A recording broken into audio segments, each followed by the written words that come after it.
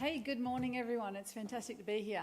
Thank you for that warm introduction, and you've covered the highlights seriously, which is so reassuring to know that we're in sync. I want to start by acknowledging the Gadigal people, the lands, custodians of the lands on which we meet, and pay my respects to their elders, past and present, and extend those respects to any First Nations people here with us today. And I really want to congratulate CISO Sydney and all the sponsors, not just Jason, but all the sponsors here today, on a fantastic program. A couple of presentations from yesterday made me wish I was here. Know thy enemy, educate, educate, educate. I don't know how many of you got to those, but to stick with the racecourse analogies, which is really too good to step away from, it makes me think they'd both make really good names for horses. And I put my money on both of them. As a National Cybersecurity Coordinator, part of my job is to harness, motivate, orchestrate, and direct us all toward that ambitious goal and very clear vision that is laid out in the 2023-2030 Australian National Cybersecurity Strategy. That is to make Australia a world-leading cybersecure nation. Achieving this goal is not just a technical challenge, but also a cultural challenge where we dare to change the way that every one of us, every citizen in this nation, changes the way we interact with our connected devices, with the digital economy, and the way that companies engage in all aspects of security to include cybersecurity. It's a pithy and compelling strategy, along with the action plan that accompanies it. And if you haven't read it, I commend it to you. It will not take nearly as long as it sounds it might. Centred around citizens and small businesses, the strategy has 6 what we call interlocking shields that provide a layered defence for our cybersecurity. With each shield, we're embedding additional security to provide more protections and lift that threat up off the individual. For our most vulnerable individuals and small businesses, which are the focus of Shield 1, to incentivising secure by design in the technology that we use every day, which is a feature of Shield 2. Shield 3 is about industry and government working closer and closer together, particularly in threat sharing and threat blocking. And Shield 4 focuses on protecting our most critical assets, that's our critical infrastructure. We focus on building sovereign cyber capability, that is at the heart of Shield 5, and because we can't be secure in an insecure region, Shield 6 focuses on our global partners and closest allies and friends. So a big part of my job is moving us forward as a nation from a position of playing catch up and responding to this threat to being a leader and being steps ahead, taking the necessary precautions and actions to harden our defences and build our resilience, to reduce the opportunity and the harm that is caused in this domain, making us overall as a nation a smaller target. It's a big job, but I do not do it alone. First, I'm supported by a fantastic office, the National Office of Cybersecurity, or the NOCS. If you haven't heard of them, please understand it, know the name, because we're here to support. I also lean into a very well-established and professional network of cybersecurity experts across government, including the Australian Signals Directorate, which is our world-class technical capability. It also includes the Australian Federal Police, the Department of Foreign Affairs and Trade, and so many other government agencies. And of course, then, it is our industry. Today I hope to leave you, as Jason said and as asked of me, with a much better understanding of what the government is doing to deliver on our commitments under the strategy, both now and into the future, and what opportunities continue to arise for us to work together to leverage the very best of what we each do and bring that to the table to achieve that goal, that incredibly important outcome of being a world leader in cybersecurity. So today, February 2025, and Jason alluded to this, we find ourselves halfway through what we've called Horizon 1 of the strategy. The strategy is a 6-year horizon, and we've broken it down into 2-year horizons. We are halfway through the first horizon. We also find myself at the 1-year mark of being the coordinator. So coming here today to talk to you about this has really given me a great opportunity to reflect on our progress, think about what we've achieved, and really look at what we are looking at into 2025 and beyond. With 2 more horizons to go, there is a big body of work ahead of us.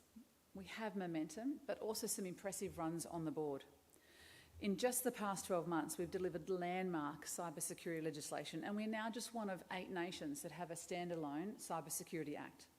Under that Act, we're mandating cybersecurity standards for smart devices, making us all safer in our homes. We're gaining a better picture of the ransomware threat and that landscape so that we can better target it and reduce it. We're establishing a cyber incident review board so we learn every lesson and don't repeat the same challenges and expose ourselves in the same way we have. And we're fostering transparent engagement through the limited use provision.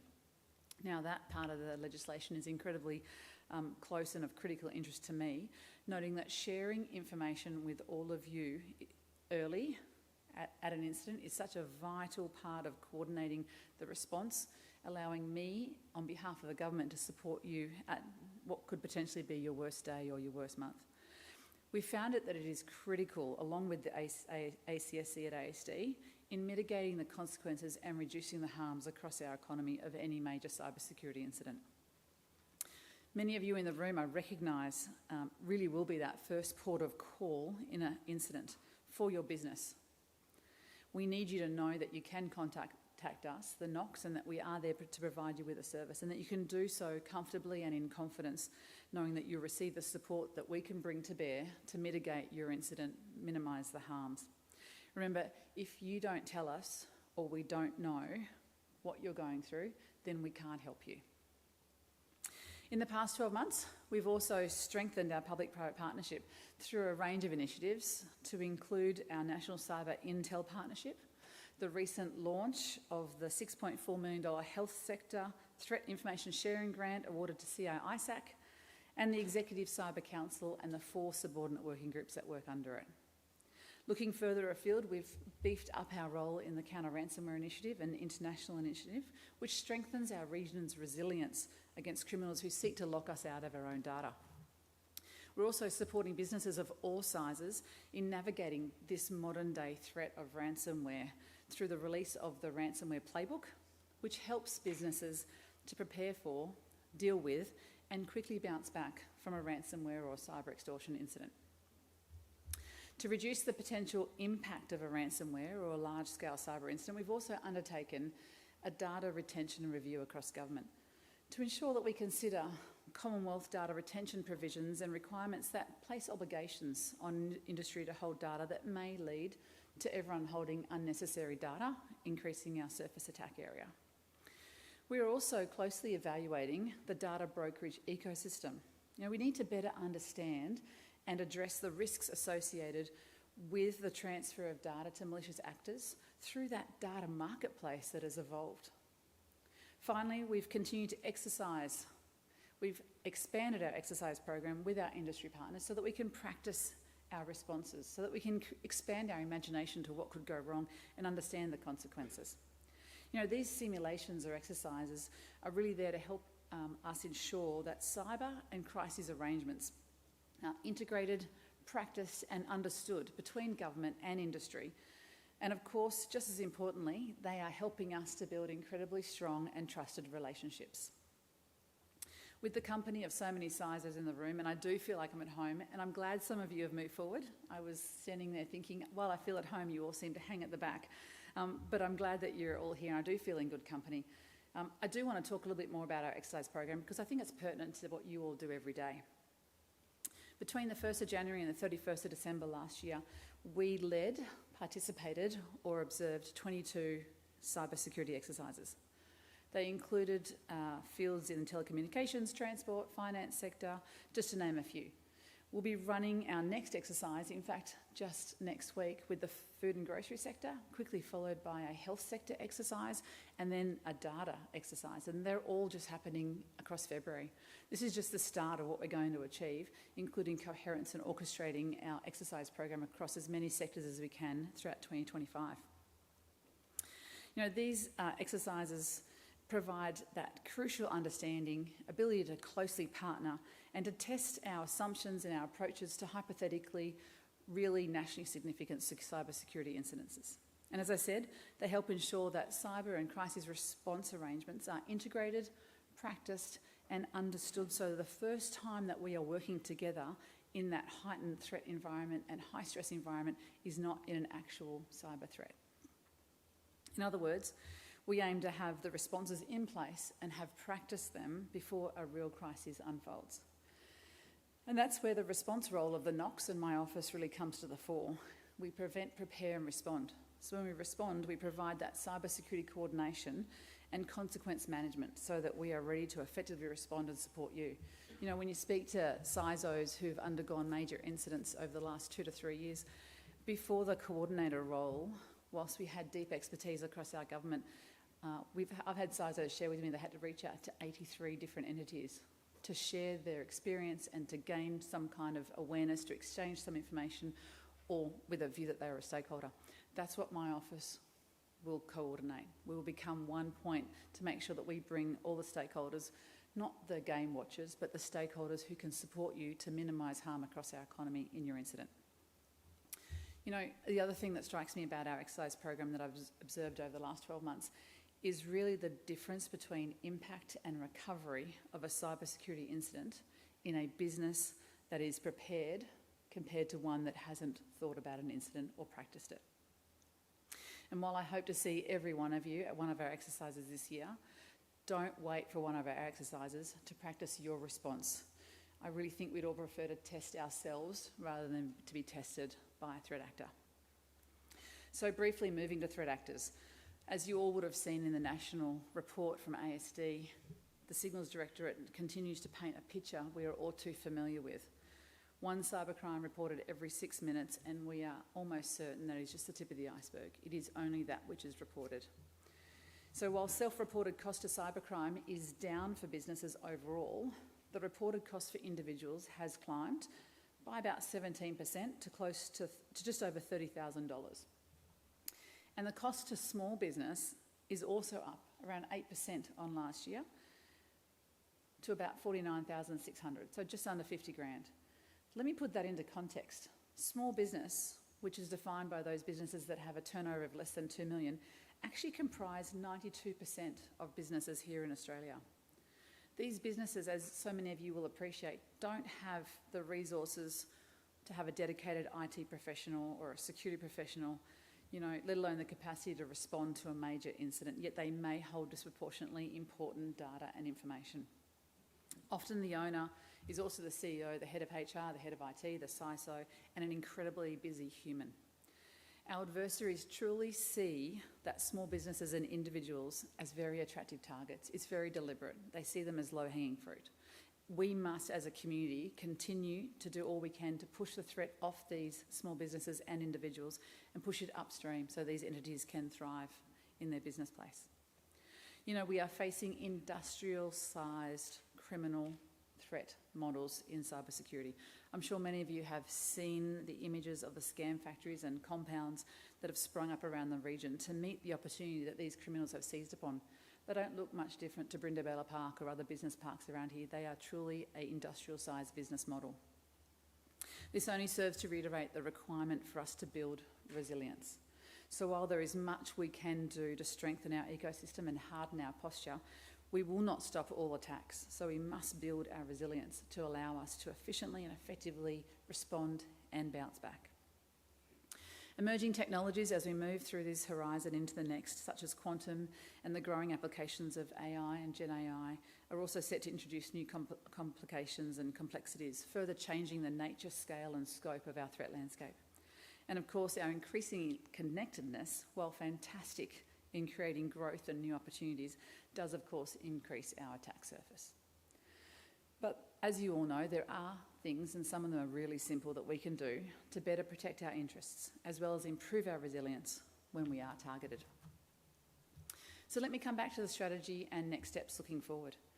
In its development, we very deliberately divided it into 3 horizons, and this was to ensure we could be agile in our response to the technological advancements we know are coming down the chain and the ever-changing threat landscape that responds to those developments.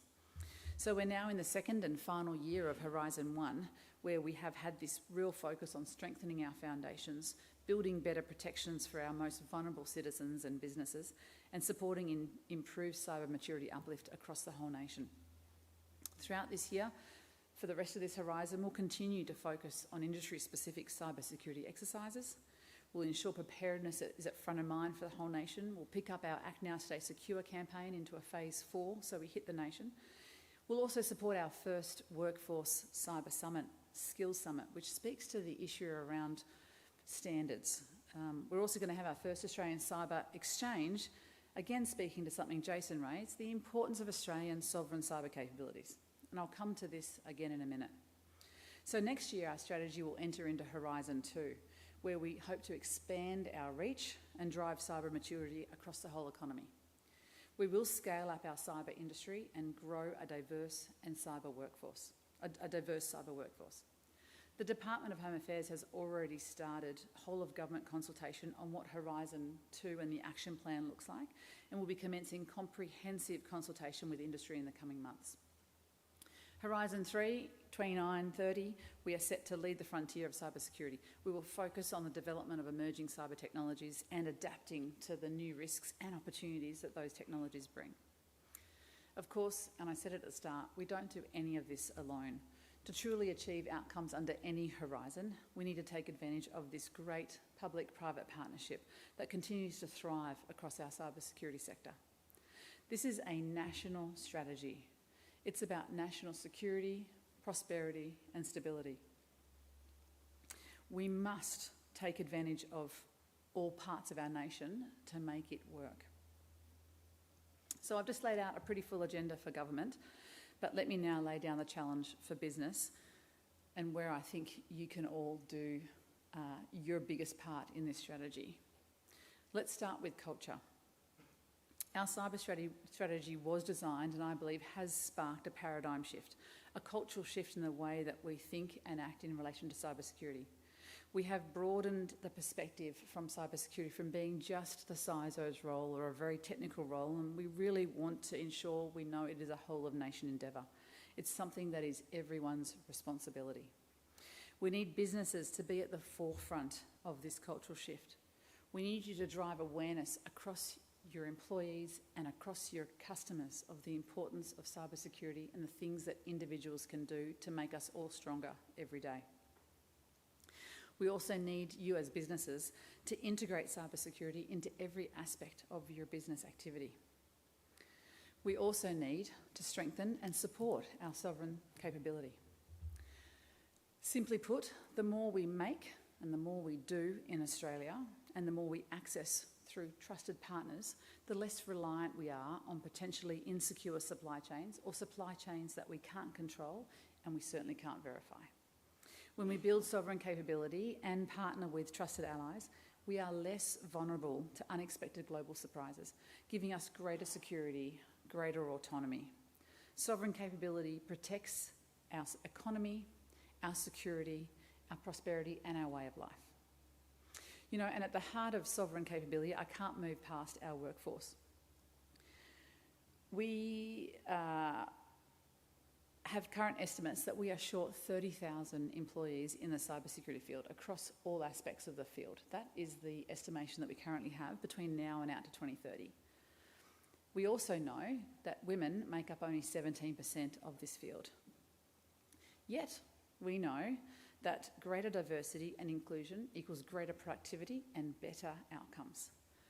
Quite simply, diversity is capability, and in this great nation, diversity is also sustainability. We cannot achieve that 30,000 increase across our cyber field without harnessing the full talent that our nation has to offer. So there really has to be, no doubt, a better effort to bring all components of society into our workforce.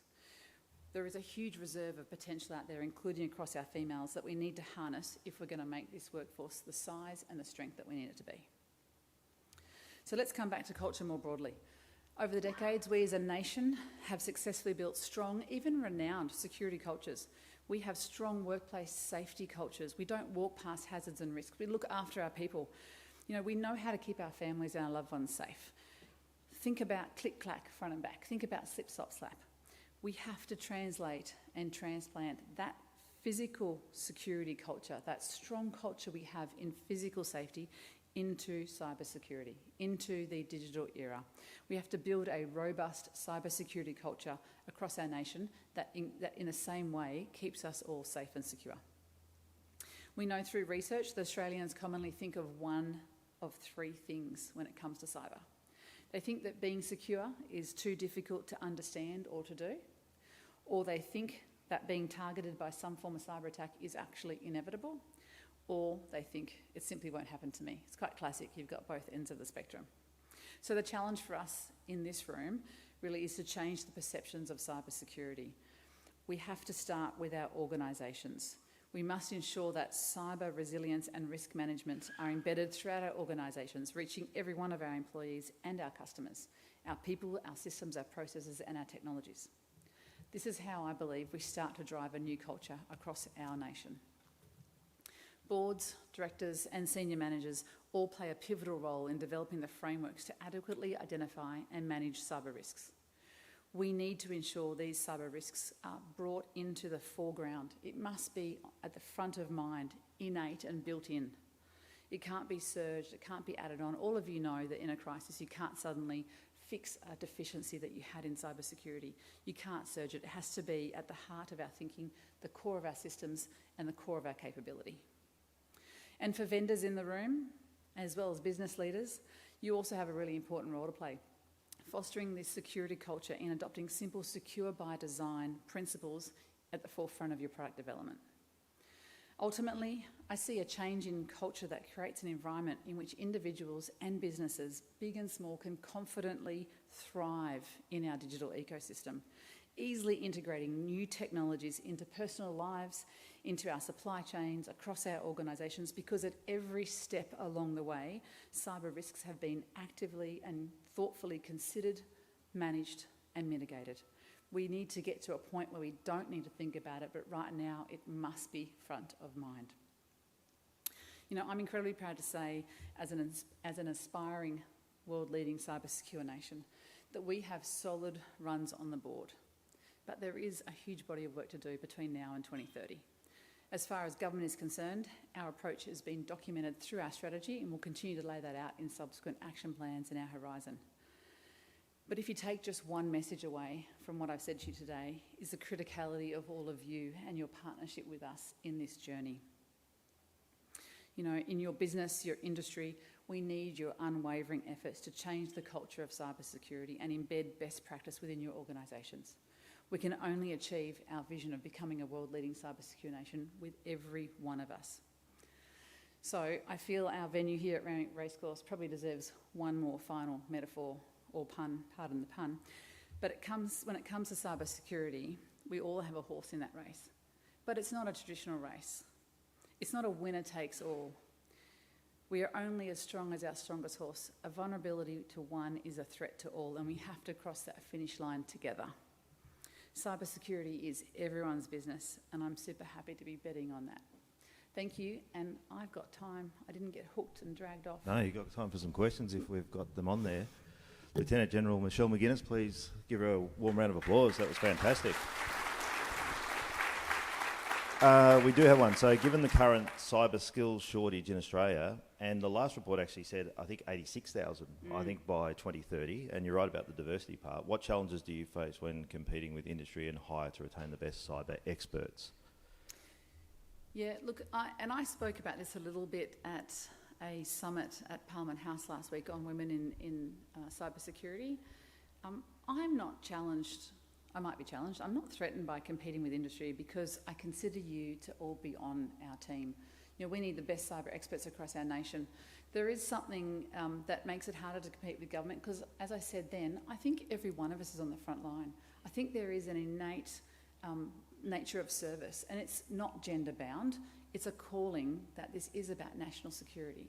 So we are all competing for the same field. We'll continue to grow experts. I have amazing staff in my NOCs, in my group, and part of my focus this year is really uplifting them through using training that you all have in your workplaces, getting the best of training that I can from across the economy and across government to ensure that we are postured to do our job as best we can. But uplift across the whole nation is part of my goal, and so if you're stealing from me, then I'm super proud to be partnering with you all as well. Yeah, that's a great answer. And I think Joe Smith, like you mentioned about some of the exercises with Home Affairs, the feedback I had from industry was they were really thorough. You know, sometimes you can go through an exercise and shuffle a few bits of paper across the table, it doesn't do anything. But the feedback was a lot further than that. So, and that's what we need. We need, you know, that old Mike Tyson, you know, everyone has a plan until they're punched in the face. You know, you need to make That's it as right. realistic as possible. I think you guys did a really good job of doing that too. And I think no plan survives first contact with the enemy. Hate to bring another military metaphor in, but if you haven't planned, you failed to think of the potential consequences and you failed to use your imagination to figure out what can happen. And having participated in some industry exercises and observed, it's been incredible what we've discovered in the room as we unpack an incident, the interdependencies across so many of our critical infrastructure sectors. And I'd say 18, 24 months ago, we were exercising deeply in sectors, and we've now realised that we can't do that. We turn to the person across the room at a cross sector exercise, and they go, well, that's all right, we've got a problem, but this sector will pick up here, and they go, no, we're connected, we're out. So our interdependencies are significant, and that's a real learning that we've had out of exercises. And yeah, just one last one. On the cultural part, I think going back to school as well, we need to go a lot earlier. We're trying to unlearn bad habits in the workplace. We need to embed that in school. So, things like the slip, slop, slap, cyber and stuff that we've spoken about before are key for that. And the professionalisation, from what we can see, will actually increase the diversity in the industry as well. Absolutely. It actually makes it more accessible, especially for females to get in there, because they do get blocked, especially if we look at STEM and other areas. They tend to get squeezed out. Professionalisation will help open that pathway up a lot more too. Yeah, I think knowing what we call the thing we want to be, having actual a lexicon around the field, and then having a clear pathway to success are critical. I don't think we have a systemic diversity problem. I think we might have a branding and a marketing problem, and we need to make sure that we market the opportunities across the field, and that we do have welcoming workplaces that ensure everyone can achieve their full potential. Education sector is firmly in my sights. I completely agree. Businesses driving your employees and customers at one end, and then school-age kids driving that culture change. I'm super excited about 2025. We're looking at so many initiatives that we can support, particularly, doubling down on the foundations of Horizon 1, supporting small and medium businesses, whether it be looking at how we strengthen insurance incentives, looking at how we help you to achieve cybersecurity that might be different to government requirements, so not fully essential aid. And we know that each business at each point in their journey has different requirements. So really having the tools and getting out and talking to you to figure out how do we help you get to a level of cyber resilience so that you are not a target. So. Excellent. Please thank Michelle once again. Thank you so much. Thank you.